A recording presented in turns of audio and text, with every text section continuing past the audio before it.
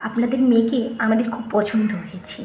এরকমই তো সুন্দরী শিক্ষিতা বৌমা আমি চেয়েছিলাম আমার ছেলের জন্য। আচ্ছা। তাছাড়া আমার আকাশও তো এখন সরকারি চাকরি পেয়ে গেছে, তারপর থেকে বাড়িতে সম্বন্ধে লাইন পড়ে গেছে, তবু আমি তাদের সবাইকে বাতিল করে দিয়েছি। আপনার মেয়েকে আমার খুব পছন্দ ওর জন্য। না না দিদি, ওসব পণের কথা বলে আমাকে লজ্জা দেবেন না। আমার কোনো দাবি নেই, আমি কোনো কিছু চাই না। এরপর দেখুন আপনাদের মেয়ে আপনারা ভালোবেসে যা দেবেন, তাছাড়া আমার কোনো দাবি নেই। ঘটক তো বলছিল আপনারা নাকি A to Z সব কিছু দেবেন, বাড়ি সাজানোর জিনিস, ভরি গয়না দেবেন, 20 লাখ টাকা দেবেন। এটা আবার ভাববেন না যে আমি এসব শুনে আপনাদের বাড়ি এসেছি। এসব শুনে আমি আসিনি আপনাদের বাড়ি। আপনার মেয়েকে আমার খুব পছন্দ হয়েছে, ওই জন্যই এসেছি। আর আমার ছেলে তো খুব ভালো, খুব শিক্ষিত, খুব ধীর স্থির শান্ত স্বভাবের। আপনার মেয়েকে রানি করে রাখবে।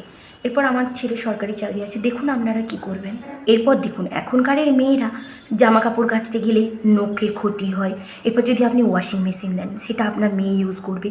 আপনি যদি একটা ভালো বিছানা দেন, সেটাতে আপনার মেয়ে শুবে। একটা যদি ভালো এসি দেন, সেই এসির হাওয়া আপনার মেয়ে খাবে। একটা যদি গাড়ি দেন, সেই গাড়িটায় করে আপনার মেয়ে আপনার বাড়ি আসবে। ছাড়া আমার কোনো দাবি নেই, আপনি তো আপনার মেয়েকে দেবেন, আমি কেন বলতে যাবো বলুন। এরপর আমার ছেলে সরকারি চাকরি আছে, দেখুন আপনারা কি করবেন।